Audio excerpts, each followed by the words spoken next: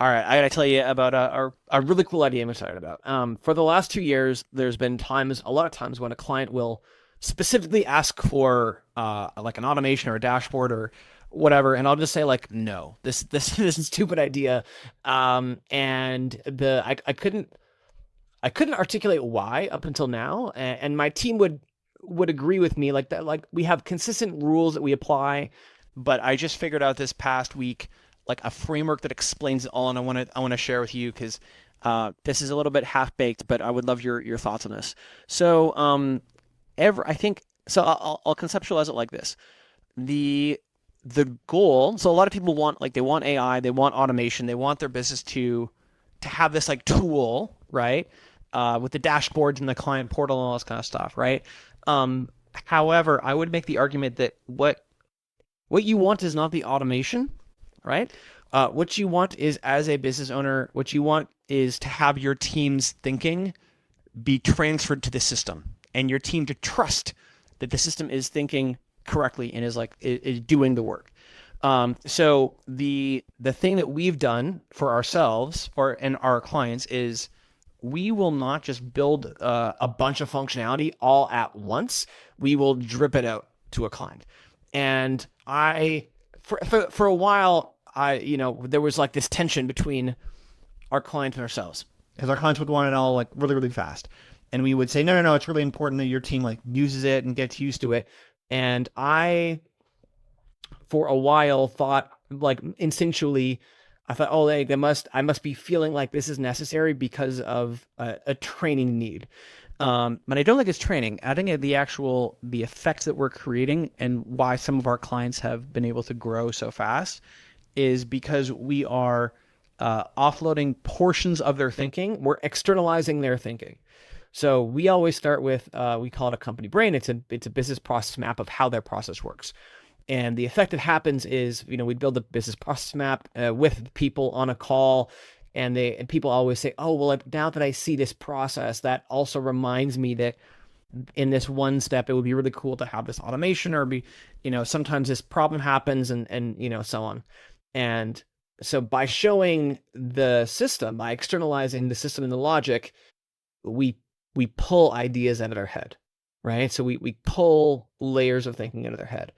Um, and the next thing we do is we build like a kind of MVP level system. And I used to get really frustrated when people would look at the MVP level system and say, "Oh, well, like you forgot this thing, or this other piece of functionality is really important." I thought it was because we didn't do a good job of asking questions.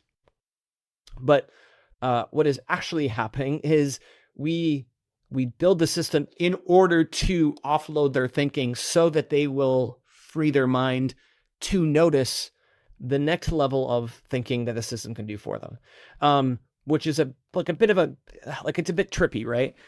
I guess what I'm saying, and this is like kind of still rambling and I'm still formulating this thought, is that I used to think the primary purpose was to build the best system as quickly as possible.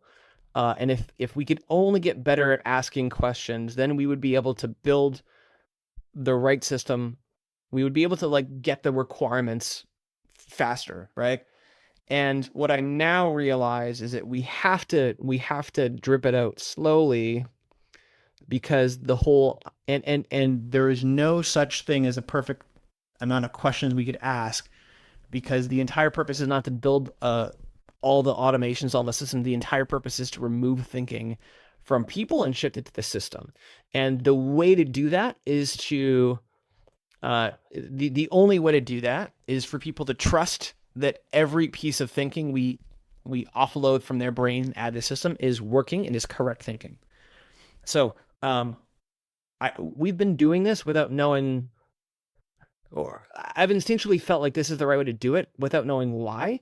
And I've felt this tension with when clients are like, "Oh yeah, we also need to do this other thing," right? We've had to kind of explain it as like, "Oh yeah, sorry, we didn't, we should have anticipated this," right? But I don't think it's about anticipation. It's about offloading types of thinking. And the other analogy that I'll share, and I think this kind of makes sense to me, is if you had, let's say I wave a magic wand and you have like You have like Elon Musk as your as your virtual assistant, right? And let's just say you can afford him. Uh, Elon Musk is your virtual assistant. He's like obviously very, very smart. He exists and he's going to work for free. Um, uh, the question would be, would you let him take over your entire life and uh, and not be worried about it? And the answer is like probably no, right? You'd probably say, yeah, you can pick like what I'm going to have for breakfast, but I still want to like see what you're suggesting to make sure that you haven't forgotten about an exception. You haven't forgotten about a food allergy or a thing I hate or whatever, right? So most people, I think they say they want automation, they want AI, they want a cool system. What they actually want is to remove some of the thinking, the prioritization, the judgment, the whatever is happening in their own heads. They don't want to worry, and they want their team to actually trust the system as well. So that happens, right? The other thing that I'll add to this is that the sheer amount of thinking that's happening in your team's head is like crazy. So there's the actual execution of the task, which is like a portion of it, but there's all this like invisible process that's happening. So I think a lot of people, think they have a process and a system. What they really have is shared mental habits that exist in people's brains. And they think they have a process because they remember how it's supposed to go, and they can teach their team. But there's still a lot more work happening in their team members' heads. And the way that you can quantify this for you is like, imagine your entire team quit and you got a new team or got a new person. How long would it take them to figure out what to do? And this is so. I think this is so fascinating, so fascinating, and it explains why I think little things on the interface matter so much, like what something is called, or like what steps exist in a sequence, and like how that's displayed to a person allows them to trust the system more or trust the system less. So all that to say, hopefully this makes sense. Let me know if you think this makes sense. This whole idea, like I'm calling it cognitive offloading, or it is called cognitive offloading. Distributed cognition is the other type of thing, which is this idea that a tool, an external tool, can think for you, not just act for you, but also think for you in terms of prioritizing work, in terms of storing truth, in terms of allowing people to trust that they don't have to worry about something or check in on something or ask their colleague on Slack or ask you as the owner, like, what's the highest priority item in this list? It just happens. And hopefully, everybody here, if you have a team, you have the experience of like some team members that you trust more. The same feeling I think can happen where I don't think I know, because it's happened for our clients, is you can have the same feeling about an external tool that thinks for you, that stores information, that tells your team this is exactly the sequence of steps that happens to complete this thing, that tells your team this is how this one deliverable differs from the other because of the purchase that the client has made, or the contract the client's made with us. It tells them what to do next. It reassures them that after they're done, somebody else will check their work and that their work is going to be high quality. It tells them like, today, focus on these 3 things, get these 3 things done. All of that thinking and management can be done by a system. It doesn't have to be done by a person. And I would make the argument, or my thesis is that thinking is currently done in the heads of your team without you even realizing it. And it's done in your head without you even realizing, and your team has to interrupt you a lot and ask questions from each other.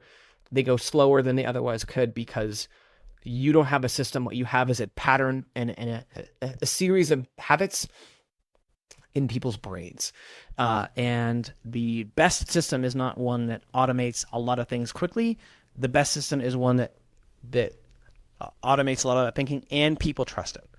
And the best way to do that is through staged, sequenced, cognitive offloading.